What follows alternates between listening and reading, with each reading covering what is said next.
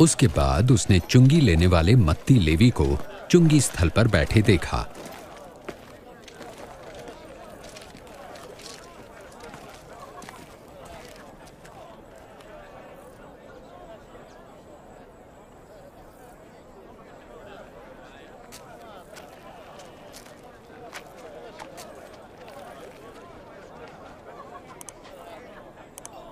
मेरे पीछे आओ।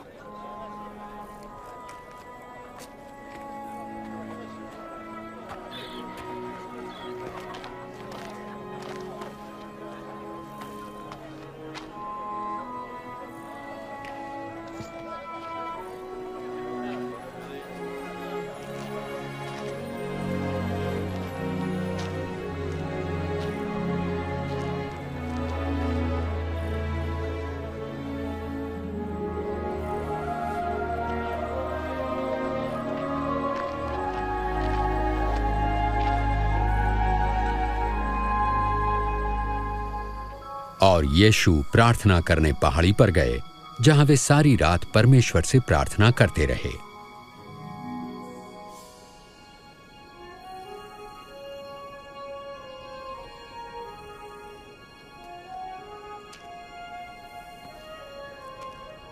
और अगले दिन उन्होंने 12 शिष्यों का अभिनंदन कर उन्हें प्रेरित कहा।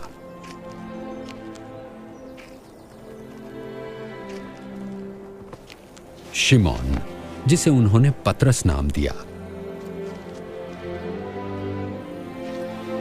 और उसका भाई आंद्रियास, याकूब,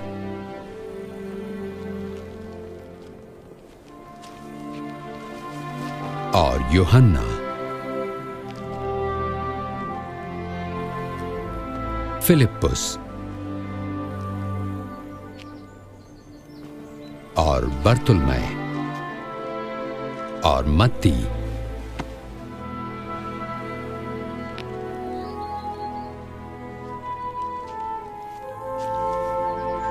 और थोमा, याकूब हल्फई का पुत्र, और शिमोन जो जलोतिस कहलाता था, यहूदा जो याकूब का भाई था, और यहूदा इस्करियोती जो विश्वासघाती निकला।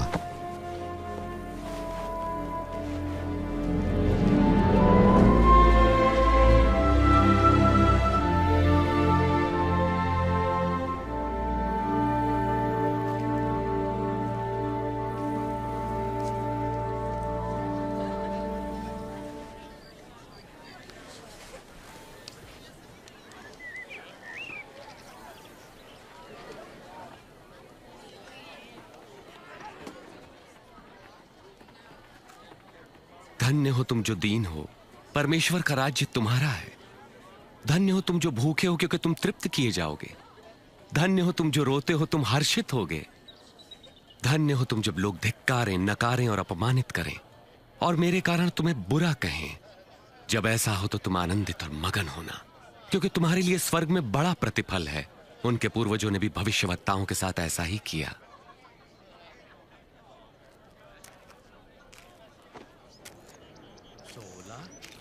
17, 18, 19, 20। मेरे पास बस इतना ही है।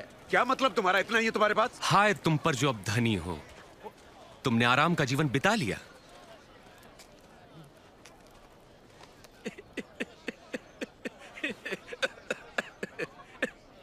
जो धनी ना बनना चाहे वो कोई पागल ही होगा। हाय तुम पर जो अब हंसते हो, तुम रोगे और विलाप करोगे। अफसोस जब लोग तुम्हारी बड़ाई करें, क्योंकि उनके पूर्वजों ने भी झूठे भविष्यवक्ताओं के लिए यही किया। पर मैं तुम लोगों से कहता हूं, शत्रुओं से प्रेम रखो, घृणा करने वालों का भला करो, जो श्राप दे उन्हें आशीष दो, बुरा करने वालों के लिए प्रार्थना करो।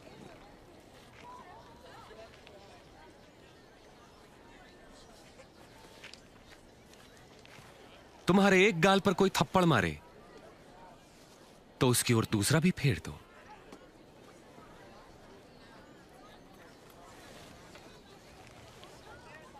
कोई तुम्हारा अंगर खा ले तो अपनी कमीज भी उसे दे दो।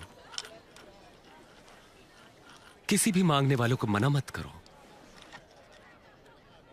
यदि कोई तुम्हारी वस्तु ले ले तो उसे वापस मत मांगो। तुम वही करो जैसा व्यवहार तुम दूसरों से चाहते हो।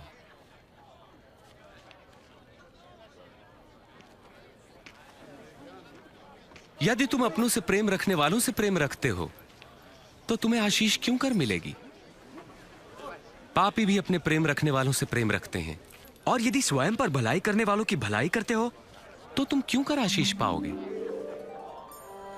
पापी भी ऐसा ही करते हैं। वे इसे कैसे छू सकते हैं? वो उससे कैसे बात कर सकता है? बेशर्म।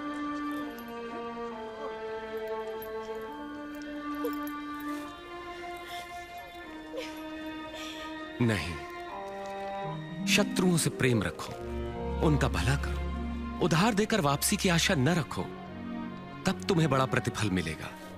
तुम परम प्रधान परमेश्वर की संतान ठहरोगे। वो दुष्टों और आभार न मानने वालों पर भी कृपालु है। दयावंत बनो जैसा तुम्हारा परम पिता दयावंत है। यीशु, हमें बचाइए। आरोप मत लगाओ तो तुम पर भी नहीं लगेगा। दोष मत लगाओ तो तुम पर भी दोष नहीं लगेगा। क्षमा करो तो तुम्हें भी क्षमा मिलेगी। प्रभु, हमें अपने मार्ग पे चलाएं।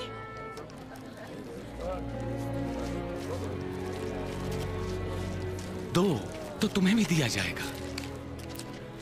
जिस नाप से नापोगे उसी से तुम्हारे लिए भी नापा जाएगा। अंधा अंधे को मार्ग नहीं दिखा सकता। ऐसा करने पर दोनों ही गड्ढे में गिरेंगे। अपने भाई की आंख के तिनके को क्यों देखते हो जबकि अपनी ही आंख का लट्ठा नहीं देख पाते? प्रभु, हमारा मार्गदर्शन करें। प्रभु, हमें आपकी आवश्यकता है। धन्य है वो माता जिन्होंने आपको जन्म दिया और पाला। पर वे कितने धन्य हैं जो परमेश्वर का वचन सुनते और मानते हैं। मैं इस व्यक्ति को जानना चाहूंगा। तुम्हारा क्या ख्याल है, वे मसीह हैं?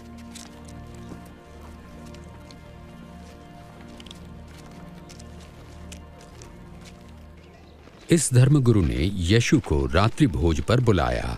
यीशु उनके घर गए और भोजन करने बैठे। चलो बच्चों, यहां से चले जाओ। तुमने सुना नहीं? जाओ। बड़े शरारती हैं ये बच्चे।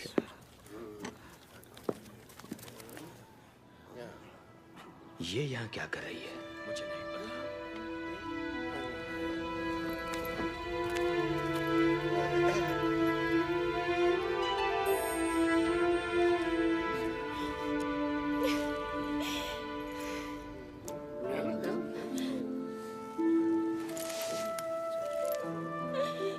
ये कर क्या रही है?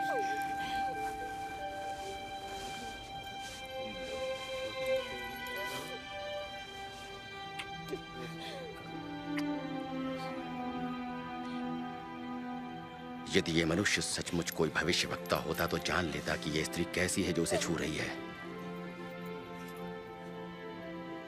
वो जानता कि वो कैसा पापमय जीवन जी रही है। मैं जानता हूं कि ये स्त्री कौन है शिमोन। मैं तुम्हें एक बात बताता हूं। किसी महाजन के 2 कर्जदार थे। एक पर 500 और दूसरे पर 50 रुपए का कर्ज था। दोनों ही कर्ज चुकाने की स्थिति में नहीं थे। उसने दोनों का कर्ज माफ कर दिया। उससे अधिक प्रेम कौन करेगा? मेरे ख्याल से जिसका अधिक कर्ज माफ हुआ। तुमने ठीक कहा। इस स्त्री को देखो। मैं तुम्हारे घर आया, तुमने मुझे पैर धोने के लिए पानी भी नहीं दिया, पर इसने आंसुओं से मेरे पैर धोकर अपने बालों से पोंछा। तुमने चुंबन से मेरा अभिनंदन नहीं किया, पर जब से मैं आया हूं तब से इसने मेरे पांव चूमना न छोड़ा। तुमने मेरे सिर पर तेल नहीं मला, पर इसने मेरे पांव पर इत्र उड़ेला है। मैं तुमसे कहता हूं कि इस स्त्री का अत्यधिक प्रेम सिद्ध करता है कि इसके पाप जो बहुत थे क्षमा हुए, पर जिसे थोड़ी क्षमा मिली वो थोड़ा ही प्रेम करेगा।